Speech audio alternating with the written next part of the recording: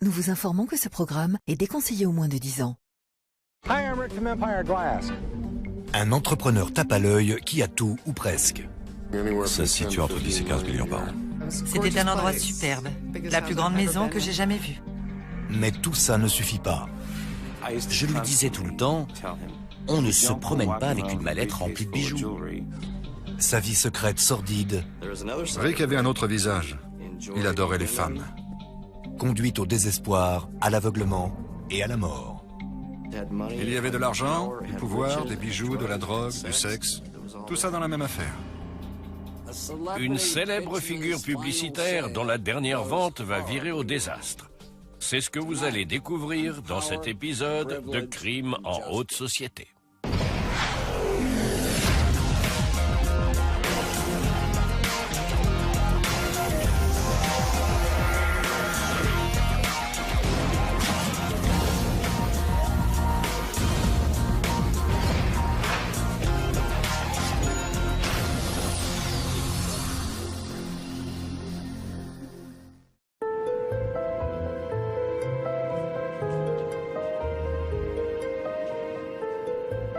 « 9 août 2002, Tempe dans l'Arizona. 911, what is your emergency? This is the Best Western Hotel in Tempe. I have a dead body. L'hôtel n'est qu'à quelques kilomètres du poste de police. My housekeeper opened the door, saw it, came and got me. I went in, felt for a pulse, no pulse. How old does the body appear? How old does the person appear to be? 30 to 40. 30s, 40s. Okay. That's a male? Yes. Okay. Any signs of foul play or anything like that? No, none whatsoever. Okay. Got some help on the way. Please do not let anybody in there. Okay. La police arrive en quelques minutes et pénètre dans la chambre 317.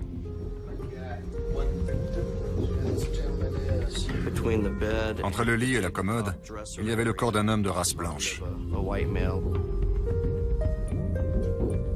À première vue, le client est plutôt du genre à se payer un palace plutôt qu'un hôtel bon marché. On a remarqué qu'il était très bien habillé.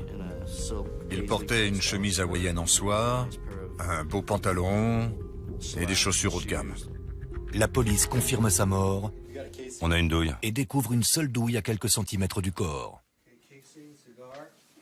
La personne était allongée face contre terre et avait les mains sous son corps. Alors on ne pouvait pas dire à ce moment-là si c'était un suicide et s'il était tombé sur l'arme. Aidez-moi. Il retourne le corps avec précaution. Ouais, tenez-le. Il n'y avait pas d'arme, ce qui nous a permis de déduire immédiatement qu'il s'agissait d'un homicide. Mais les blessures de la victime rendent les enquêteurs perplexes. Il avait une blessure sur le côté de la tête. À l'évidence, il s'agissait d'un coup de crosse. Mais près de l'oreille de la victime, il semble aussi y avoir une plaie causée par une balle. J'ai immédiatement pensé qu'il s'agissait d'un tir accidentel. La victime présente également une blessure apparente par balle au niveau de la poitrine, mais bizarrement aucune trace de sortie de balle. Avec d'autres enquêteurs et techniciens de la police scientifique, j'ai fouillé toute la pièce à la recherche d'un impact ou d'un fragment de balle qui aurait pu être tiré. Mais rien n'a été trouvé, à part cette seule et unique douille. Il s'avère que les blessures à l'oreille et à la poitrine de la victime résultent de la même balle. Le tireur avait dû appuyer sur la gâchette par réflexe. La balle était sortie, avait pris cette trajectoire, plongeant vers la poitrine. Le cambriolage est donc immédiatement apparu comme un mobile évident. Mais cette théorie ne paraît pas logique. Il avait une énorme bague magnifique à son doigt. On a donc pensé que si ça avait été un vol classique, le malfaiteur aurait voulu prendre ce bijou. Et dans sa poche, un portefeuille rempli de cartes de crédit et de centaines de dollars. L'un des enquêteurs a retiré le portefeuille. On a trouvé sa carte d'identité qui indiquait Charles Richard Jens, ce qu'on n'avait pas remarqué au départ.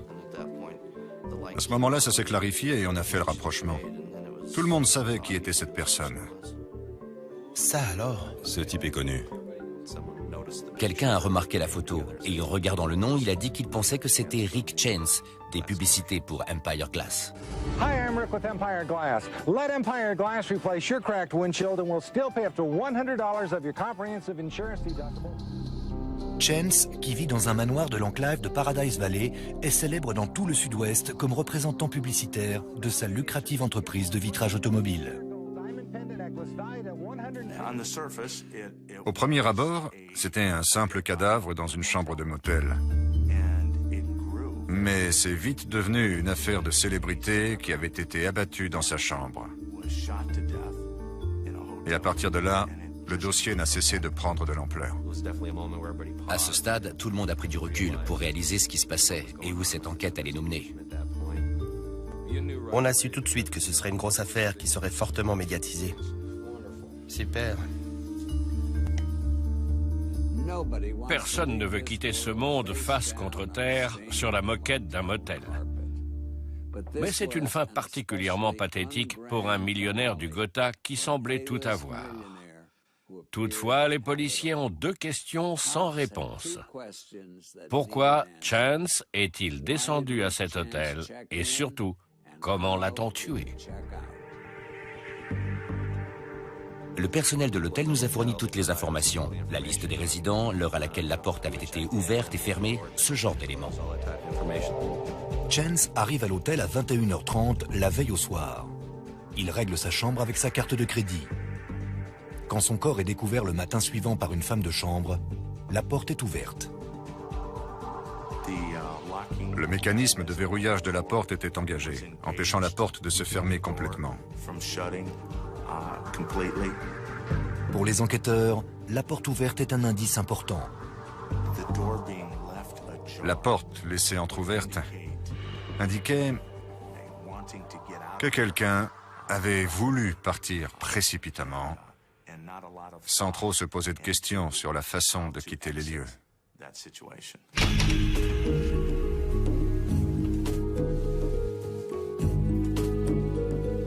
Après avoir inspecté chaque centimètre carré de la chambre, la police ne sait que penser. Je n'ai pas vu de bagages dans les parages, pas de sac, rien de ce qu'on verrait habituellement dans la chambre de quelqu'un qui viendrait faire un séjour ou qui s'y installerait. C'était resté bien rangé, propre et ordonné. Avec si peu de preuves matérielles, les enquêteurs n'ont aucun moyen de retrouver la trace du tueur. La première chose que j'ai pensé ce soir-là, c'est que ça allait être une affaire compliquée. Il y avait peu de preuves matérielles sur le lieu du crime, l'endroit n'avait pas été mis à sac et il n'y avait aucune trace de lutte. Bon, les gars, on a du boulot. Cette enquête était tentaculaire et toutes ces pistes auraient pu nous mener dans des directions complètement différentes. Alors dès le premier soir, je me suis dit que ce serait un long périple.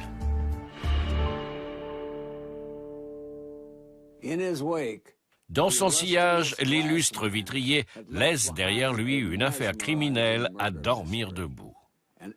Les habitants des quatre coins de l'Arizona sont dans l'attente des prochaines révélations.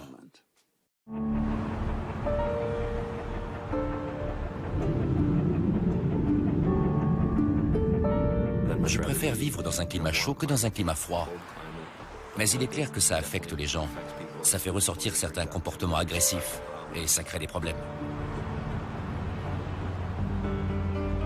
Mais ce qui arrive à Rick Chance dans cet hôtel de Tempe n'est pas un simple acte de colère provoqué par la chaleur. C'est un meurtre de sang-froid.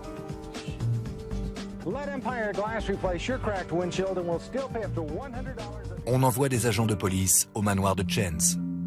Je me rappelle dans quelle pièce j'étais quand ils sont venus m'apprendre la nouvelle. C'est le flou total. On sait juste que toute notre vie vient de basculer en un instant. La chose qui m'a vraiment marqué, c'est l'expression sur le visage de ma mère. Je l'oublierai jamais. Je revois son visage et j'entends encore ses cris de souffrance dans la pièce. J'ai hurlé pendant un moment, et puis, plus rien. C'était comme si ma vie n'avait plus d'importance. Le monde continuait de tourner, mais sans moi. L'autopsie confirme que Chance a été tué d'une seule balle, qui a pris un chemin inhabituel. La balle est en fait passée par son oreille avant de descendre dans la poitrine.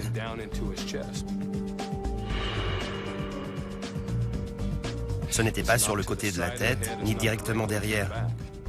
Le rapport confirme la première intuition des enquêteurs. Chance a probablement été frappé à la tête avec l'arme, ce qui a fait partir le coup. Il y avait un hématome sous-dural à la tête. Le cercle partait de l'oreille et descendait plus bas, jusqu'à la poitrine. L'arme avait causé un impact. Mais qui a un mobile et la possibilité de l'assassiner? En étudiant les bandes de vidéosurveillance de l'hôtel, les enquêteurs retrouvent l'image de Chance à la réception. J'ai identifié la chemise de cet individu comme étant la même que celle que portait Rick Chance quand je l'ai retrouvé. Et Chance n'est pas seul. Une femme asiatique dont on ignorait l'identité était avec lui au moment où il s'est enregistré. Quelques instants plus tard, une deuxième caméra filme le couple dans le parking. Après s'être enregistrés à la réception, ils sont sortis pour aller chercher quelque chose dans le véhicule. Monsieur Chance avait à la main ce qui ressemblait à un petit sac de sport qui n'a pas été retrouvé par la suite dans la chambre d'hôtel. Un millionnaire assassiné, un sac disparu et une mystérieuse compagne asiatique. Cette affaire prend petit à petit des allures de film hollywoodien. Dans l'espoir de trouver le mobile du meurtre, les enquêteurs décortiquent l'histoire de Rick Chance, un homme qui a fait fortune en partant de rien. On a grandi dans une exploitation de coton, tout près de la ville de Maricopa. Je dirais pas qu'on avait la vie dure, mais dès notre jeune âge, on nous a inculqué la valeur du travail, vu qu'on a grandi dans une ferme. Mon père s'assurait toujours de nous assigner diverses corvées. Dans une communauté agricole, les opportunités sont relativement limitées. Rick voulait quitter la ferme. C'était pas vraiment son truc. Très tôt, Rick voit déjà grand. Alors qu'il était très jeune, je me rappelle que la BD préférée de Rick, c'était Richie Rich. Quand j'étais petit, il me disait toujours qu'un jour, il allait devenir millionnaire. Il y croyait vraiment. Vers la fin des années 70, Rick est convaincu qu'il peut réaliser son rêve dans le domaine lucratif du vitrage automobile. Ici, sur les routes, on fait souvent ce qu'on appelle du scellement de fissures. Ça consiste essentiellement à poser une couche de gravier et à la recouvrir d'une sorte de bitume à base de goudron. Pendant cette phase de scellement de fissures, ces gravillons sont propulsés en l'air et il est très courant qu'ils viennent percuter et faire une marque sur votre pare-brise. Avec la chaleur, l'éclat grandit et très vite, votre pare-brise est complètement cassé. Dans n'importe quelle station de lavage de voiture, on vous proposera le plus souvent une réparation du pare-brise. C'est toujours un business en plein essor. Ces dernières années, j'ai fait réparer mon pare-brise plusieurs fois depuis que je suis ici. En 1981, Rick lance Empire Glass avec une accroche astucieuse. Si vous faisiez remplacer votre pare-brise ou n'importe quelle autre vitre de votre voiture, il vous donnait soit un coupon, soit un carnet de tickets que vous pouviez échanger contre un repas gratuit.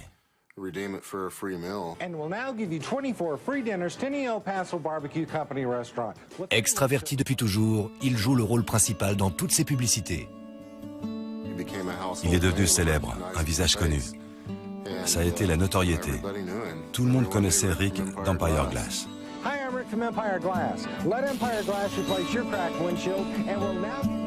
Cool, papa est à la télé. Je me rappelle qu'à l'école, tous les enfants disaient « Ton papa, c'est Rick Chance d'Empire Glass ». Et je répondais fièrement « Ouais, c'est lui ». Il adorait faire ses publicités. Il était perfectionniste. Je me rappelle que dans les années 80, c'était le type avec les chaînes en or, la chemise ouverte et des bagues à chaque doigt. Je lui disais « Tu plaisantes, c'est de mauvais goût. À quoi tu joues ?»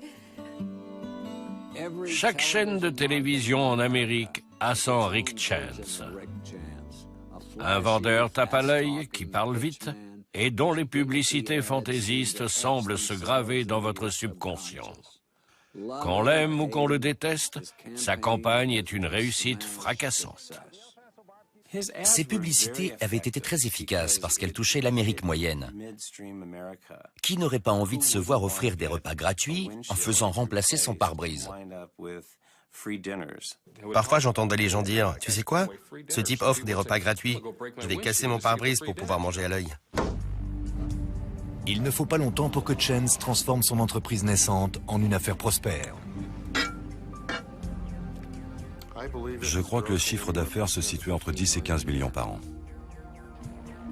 Rick, son épouse et ses enfants emménagent dans un manoir de 900 mètres carrés à Paradise Valley où réside PDG millionnaire, star du divertissement et sportif de haut niveau. Notre maison était immense, tout comme le jardin. Vous savez, quand on a 4 ou 5 ans, on a l'impression qu'il est infiniment grand. C'était superbement aménagé. Tout ce qu'il y avait dans cette maison était de qualité. Il avait fait venir un architecte d'intérieur et tous les deux avaient agencé cette maison avec raffinement. Il y avait beaucoup de voitures. Il avait des voitures allemandes depuis longtemps et il les adorait. Il considérait que c'était la quintessence du luxe. Il fallait toujours que ce soit quelque chose d'unique. Il avait une voiture de luxe anglaise qui était une pièce de collection. Quand il est monté dans cette voiture, il a compris qu'il était au sommet.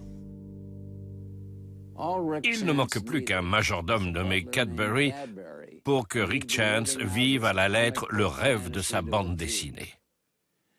Mais derrière les voitures de luxe et le manoir tentaculaire, la vie privée du magnat du pare-brise commence à se fissurer sérieusement.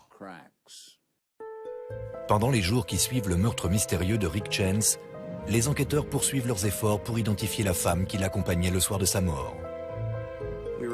On a fourni les bandes de vidéosurveillance aux médias locaux et l'image de la femme asiatique a été diffusée dans tous les bulletins d'information. Au même moment, ils apprennent que Chance a vécu un incident troublant dans son passé. Un incident qui implique également une femme mystérieuse dans un hôtel. L'avocat de M. Chance a dit que 9 ans plus tôt, il était sorti avec une fille qu'il avait droguée et lui avait volé toutes ses affaires. L'incident conduit à une rupture entre Chance et sa deuxième femme en 1993. Ça a été un divorce hostile, suffisamment pour en faire une piste plausible. Du moins quelque chose qu'on se devait d'examiner en tant qu'enquêteur. Chance finit par proposer à sa femme un arrangement généreux qui inclut une succursale prospère d'Empire Glass à Denver. Mais très vite, Rick repasse à l'action.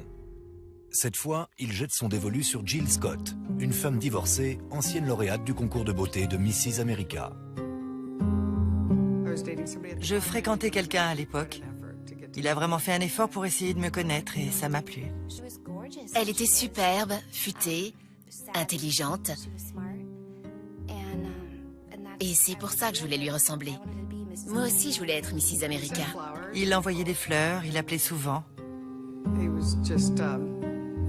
Il était très romantique. Et il savait comment séduire quelqu'un. Avec ses longs cheveux, son corps sublime et ce parfum de célébrité, Jill Scott a l'étoffe de l'épouse qui épate la galerie. Rick ne perd pas de temps et se jette à l'eau. Ça a été vraiment intense. On s'est mariés en 6 semaines, vous savez. On en avait très envie. Le mariage de la reine de beauté et du roi du vitrage automobile se déroule à Las Vegas en 1996, le jour de la Saint-Valentin, dans une célèbre chapelle de la ville.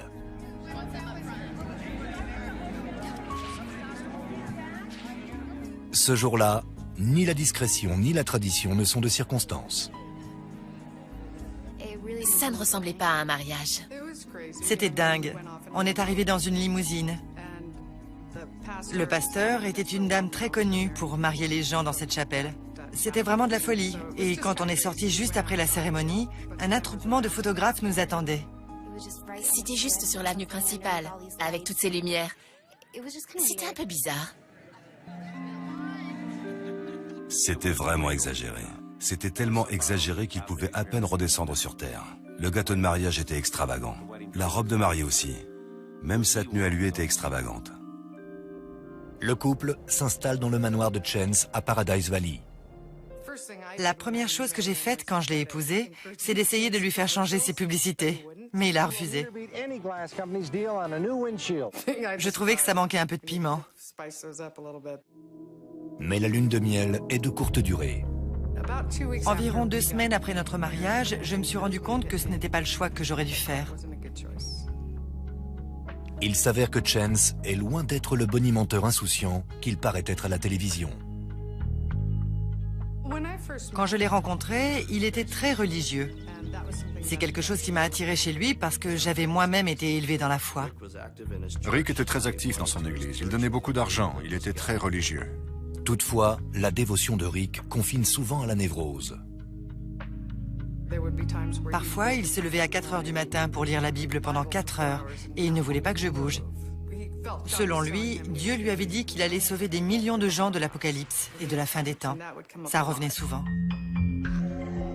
Les enquêteurs apprennent aussi que Rick ne passe pas tout son temps libre à communiquer avec le Seigneur. Rick avait un autre visage avec un esprit un peu plus affranchi.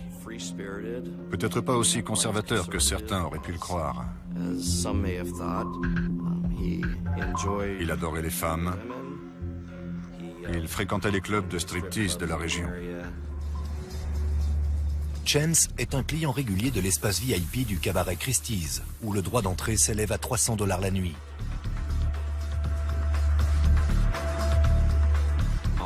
Il était aussi inscrit sur plusieurs sites de rencontres sur Internet. On peut dire qu'il avait une forme de double personnalité, un double visage dans sa façon de vivre sa vie. La nouvelle Madame Chance réalise rapidement qu'elle a été trop vite en besogne. Notre mariage était difficile. Je ne le connaissais pas si bien que ça. Il avait beaucoup de sautes d'humeur. Jill Scott raconte aux enquêteurs que certains jours, son mari semblait profondément déprimé. Un jour, je me suis réveillée et Rick était en position fétale en train de pleurer. Je ne savais pas ce qui se passait et encore moins comment le consoler. D'autres jours, il paraît excessivement euphorique. Il a voulu devenir gouverneur. Il appelait les gens pour leur dire qu'il allait se présenter aux élections. Et puis soudain, d'un claquement de doigts, il a mis cette idée aux oubliettes et il est passé à autre chose. Appelez ça comme vous voulez. Trouble maniaco-dépressif, folie des grandeurs. Toujours est-il qu'à cette époque, Rick Chance n'est pas la personne la plus stable psychologiquement. Une nouvelle aventure commerciale est sur le point de lui redonner un peu de raison d'être. Mais comme la police va vite le découvrir, elle va peut-être le mener à sa mort. En interrogeant Jill, la troisième femme de Rick Chance, les enquêteurs apprennent qu'au milieu des années 80, le roi du pare-brise s'est lancé dans un nouveau projet. Sa propre marque de bijoux. En sa qualité d'entrepreneur hors pair, Rick avait toujours de nouvelles idées à explorer. Son entreprise de pare-brise était florissante. Il avait du succès.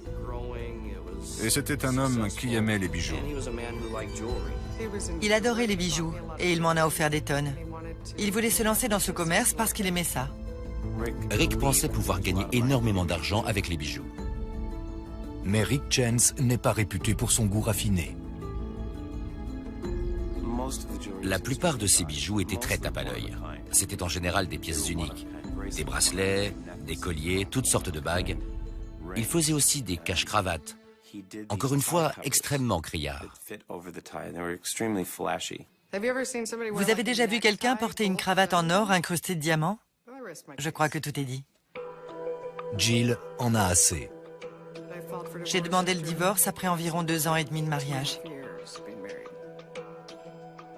Rick persévère, convaincu que sa marque de bijoux va donner une nouvelle dimension à son empire. Mais ses rêves peinent à se concrétiser. Ces bijoux ne se vendaient pas. Personne n'en voulait. On ne se précipitait pas pour acheter ce genre de pièces uniques. Ce n'est pas très étonnant. Sa collection de bijoux ressemble aux étalages d'un marché aux puces mexicain. Mais au lieu d'arrêter les frais, Chance tente de ressusciter sa marque de la seule façon qu'il connaisse.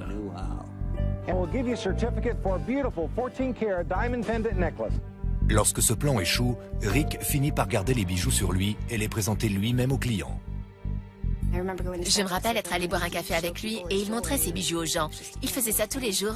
Moi, ça me laissait indifférente. Mais d'autres sont très inquiets du comportement de Rick, qu'ils trouvent fort imprudent. Je lui disais tout le temps qu'il ne pouvait pas se balader avec une valise ou un coffre de voiture plein de bijoux. C'est trop dangereux. Un ami m'a dit avoir croisé Rick dans un bar. Et il disait aux gens qu'il avait plus d'1 million de dollars de bijoux à vendre. C'est vraiment aberrant de dire ça, ça ne se fait pas. Ça tombe sous le sens. Rick fait-il étalage de ses bijoux à des personnes mal intentionnées. Les enquêteurs doivent déterminer si le sac qui a disparu la nuit du meurtre était rempli de bijoux. Mais c'était tout lui. Il n'avait peur de rien. En tout cas, je ne l'ai jamais vu avoir peur. Malgré des ventes médiocres, Rick est déterminé à faire marcher son nouveau projet, même si cela implique de demander de l'aide à l'extérieur. Il avait récemment rencontré 2 hommes d'affaires de la côte Est. Ils allaient l'aider à faire connaître sa marque. Les enquêteurs examinent le passé des associés de Chance. Leurs antécédents étaient louches. L'un avait fait faillite plusieurs fois et l'autre était un avocat qui avait été radié du barreau. Mais alors que les enquêteurs vérifient les alibis de ces hommes, une avancée majeure survient. Un informateur identifie la femme que Rick Chance a rencontrée. On a obtenu des informations disant qu'elle vivait dans la région de Phoenix. Cette femme s'appelle Brandy Hungerford. On a appris que Brandy était une stripteaseuse de la région et qu'elle travaillait au cabaret Christie's à Phoenix.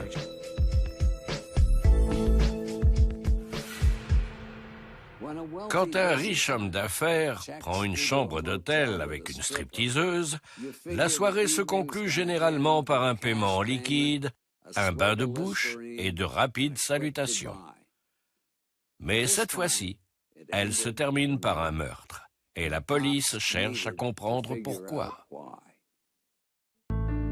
La police identifie enfin la femme aperçue avec Rick Chance le soir de sa mort. Il s'agit de Brandy Hungerford, une stripteaseuse locale de 26 ans. On a d'abord essayé de la retrouver grâce à ses amis. On a également surveillé ses dernières adresses connues dans l'espoir de la localiser. Finalement, on a reçu des informations de plusieurs personnes qui la connaissaient. Et on a appris qu'elle avait un petit ami dans la région. Celui-ci a ensuite pu être identifié. Il s'agissait de Robert Lemke. Il était originaire de Tacoma, dans l'État de Washington, et ne vivait en Arizona que depuis quelque temps. 2 ans tout au plus. Les enquêteurs apprennent que Lemke, tout comme Brandy, travaille dans le milieu de la prostitution. Il était prostitué et stripteaseur. Il travaillait dans une boîte gay en tant que stripteaseur et il gérait également sa propre affaire de prostitution masculine. Mais le sexe n'est pas son seul à côté.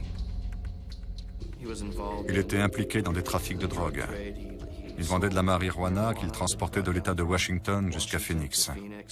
Un prostitué trafiquant de drogue devenu proxénète? L'illégalité ne semble pas lui poser de problème. Les enquêteurs décident d'avoir une petite conversation avec Brandy et son petit ami. On avait un mandat de perquisition pour un appartement où ils avaient habité. Là, ils découvrent des indices accablants.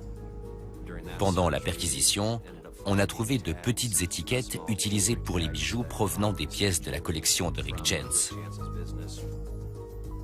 Grâce à une amie de Lemke, les enquêteurs obtiennent une piste pour localiser leur suspect. Elle nous a dit qu'elle avait parlé à Robert au téléphone et qu'il se trouvait actuellement à Tacoma, dans l'État de Washington. Les enquêteurs localisent l'appel et retrouvent la trace du couple dans un appartement de Tacoma. Une semaine après le meurtre de Rick Chance, Brandy Hungerford est arrêtée.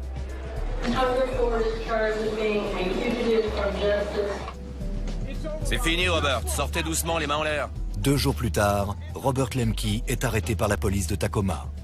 Main sur la vitre.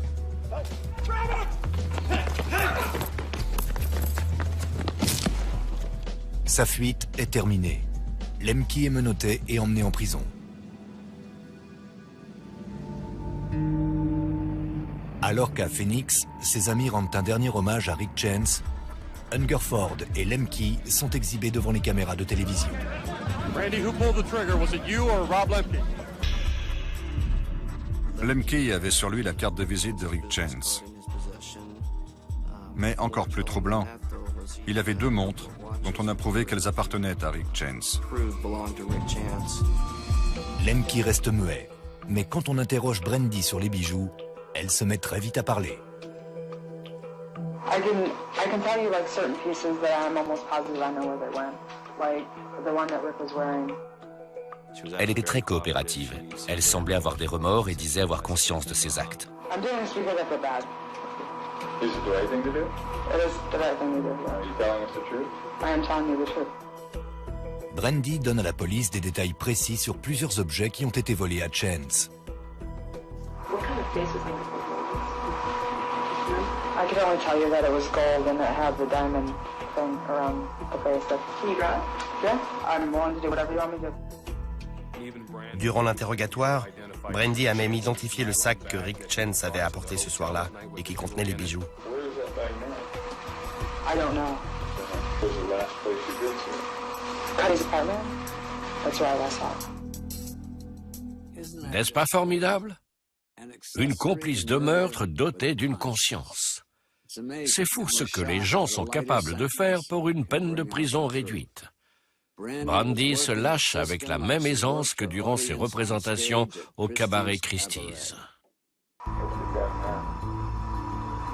He gave the gun to his friend Dan in Arizona. When some guy that buys weed from him. Elle ne connaissait pas son adresse. But I think if I drag him in the area, I could point the house out. Robert showed me the gun dance and he locked the gun. And first Robert asked Dan if he could hold the gun for him. And then Robert basically said, here, you can buy this one. On a envoyé des agents pour fouiller tout le quartier et essayer de retrouver la maison, ainsi que l'arme du crime. L'élément central de ce puzzle continue d'échapper aux enquêteurs. Ils décident d'écouter les enregistrements des appels passés par Lemke depuis la prison. Dans ces appels, la seule chose dont il parle est une pizza.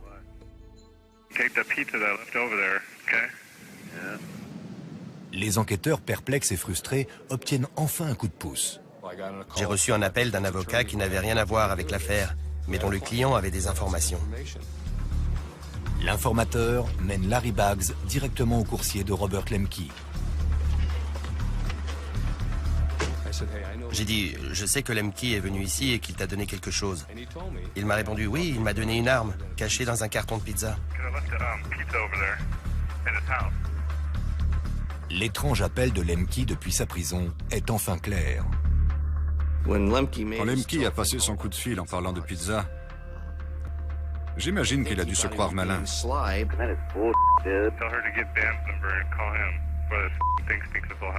Mais quand on recoupe ça avec nos informations concernant le pistolet et sa livraison, on se dit que ce n'était pas très intelligent comme façon de procéder.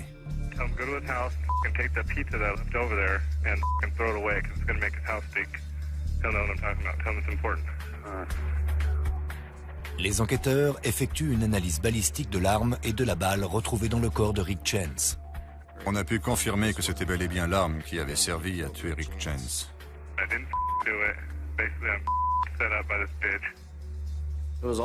Autant dire que c'était des aveux. C'était génial. Parce qu'il n'avait absolument aucune raison de parler de ça, si ce n'est pour se débarrasser de l'arme du crime, comme on le pensait.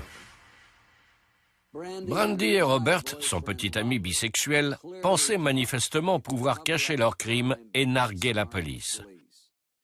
Mais cet espoir s'envole aussi vite que leur tenue de travail. L'affaire passe en jugement et Brandy promet de tout dévoiler. Fin 2007, soit plus de 5 ans après la mort de Rick Chance, l'accusation ouvre le procès contre le meurtrier présumé avec l'aide de son témoin clé, Brandy Hungerford. The plan was that Robert was going to rob this guy. The plan was to rob him all along. L'accusation affirme que le projet a démarré plusieurs mois avant le meurtre, quand Brandy a répondu à une annonce de Rick pour sa collection de bijoux. How many times did you meet with Rick and have a little date in this plan to get him to like you before the night at the hotel? I've met Rick 4 times. Okay. So as you're dating him, what purpose are you serving? I'm serving to get him to like me. Okay. Lors de leur 5e rencontre, Brandy prévoit de lui proposer une affaire. La soirée devait commencer par un dîner au restaurant. Ils devaient ensuite se rendre dans un hôtel où se trouvaient des amis de Brandy qui souhaitaient voir sa collection. Ces amis allaient soi-disant bientôt se fiancer et ils voulaient acheter des bagues de fiançailles. Mais c'est un piège. En fait, il n'y a jamais eu d'amis qui se fiançaient. Ces prétendus acheteurs n'existaient pas. Il n'y a que Brandy et Rick qui quittent sa résidence vers 18h ce soir-là. Il m'a dit qu'il sortait, qu'il devait aller à un rendez-vous et qu'il rentrerait plus tard. Je l'ai embrassé et je lui ai dit qu'il sentait bon.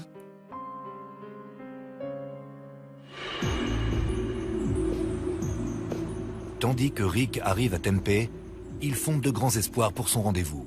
What do you think Rick's thinking about you guys checking into the hotel? Rick's probably thinking that he's gonna get sex. Okay. I've never had sex with Rick. Never? No. Okay. But he's also got jewelry with him. Right. He has a bag with him. Avec $1 million de bijoux à portée de main, Brandy entraîne Rick dans l'intimité de la chambre 317. He gives me a kiss. I show him my boobs. He's like feeling my boob job and stuff like that. He lights up a cigar, smokes it. We're in the room for probably about 45 minutes because I did look at the clock. Difficile de croire qu'il s'agit bien de Rick Chance, l'homme pieux qui s'était pratiquement autoproclamé prophète. Je me demande ce que dit la Bible concernant les rendez-vous nocturnes avec des jeunes femmes à moitié nues.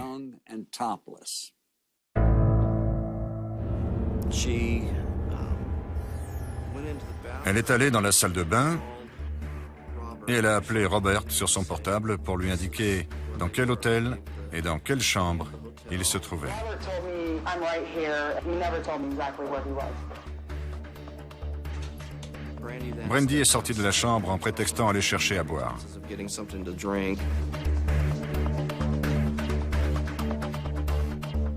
La caméra de surveillance du couloir filme Brandy près du distributeur de boissons. I step out of the hallway. I see Robert down at the other end of the hallway. Robert asks me what room we're in. I point and tell him it's that one right there. La même caméra de surveillance filme un homme dans le couloir à peine quelques minutes plus tard. Il correspondait parfaitement aux caractéristiques physiques de Robert Lemke. Lemke se dirige vers la chambre 317 où le travail de Brandy est terminé. Elle l'a suivi de loin dans le couloir. Elle s'est cachée dans une alcôve et a vu Lemke mettre une cagoule et entrer dans la chambre. Monsieur Chance était sur le lit, en train de se détendre. Et un inconnu a déboulé dans sa chambre avec une cagoule et un pistolet.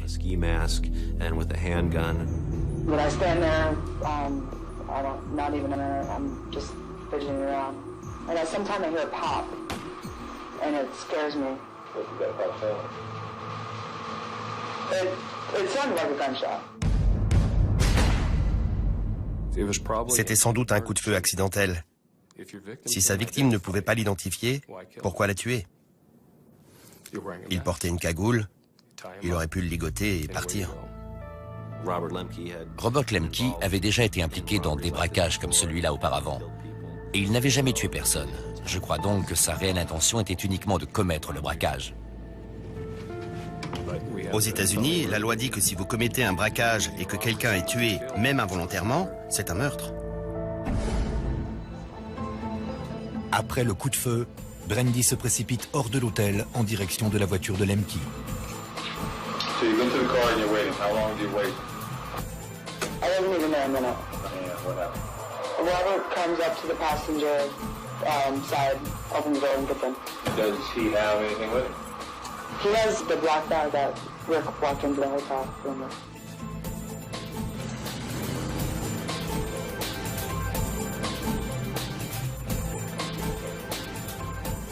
Brandy et Lemke retournent à leur appartement.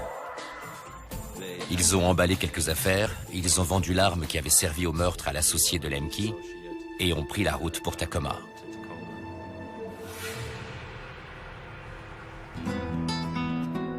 Dénoncé par son ancienne petite amie, Robert Lemke plaide coupable. Il a été condamné à perpétuité, avec une peine de 25 ans incompressible pour le meurtre, ainsi qu'une peine de 32 ans pour le vol des bijoux.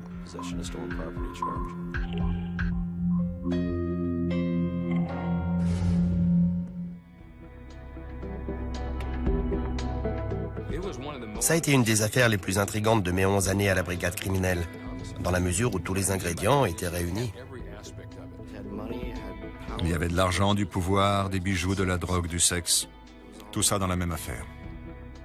La première chose qui me vient à l'esprit quand je pense à mon père, c'est qu'il était fort. Et il était grand. Il était gentil. C'était mon meilleur ami. Je n'avais jamais peur avec lui.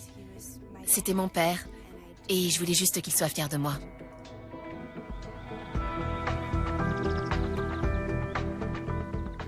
Finalement, justice a été rendue et notre famille peut enfin faire son deuil. On va pouvoir oublier ces moments de profond chagrin et enfin tourner la page. Je ne suis évidemment pas impartial, vu que c'était mon frère. Mais son histoire parle d'elle-même. Il était unique. Je ne rencontrerai probablement plus jamais une personne comme mon frère.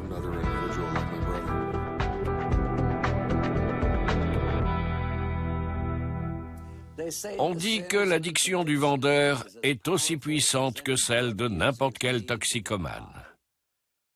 Et au final, ce besoin de vendre a été fatal à Rick Chance. Cet homme si désireux de vendre ses bijoux s'est fait dépouiller de tout ce qu'il possédait, y compris de sa vie. C'était Dominique Dunne. Merci de nous avoir suivis.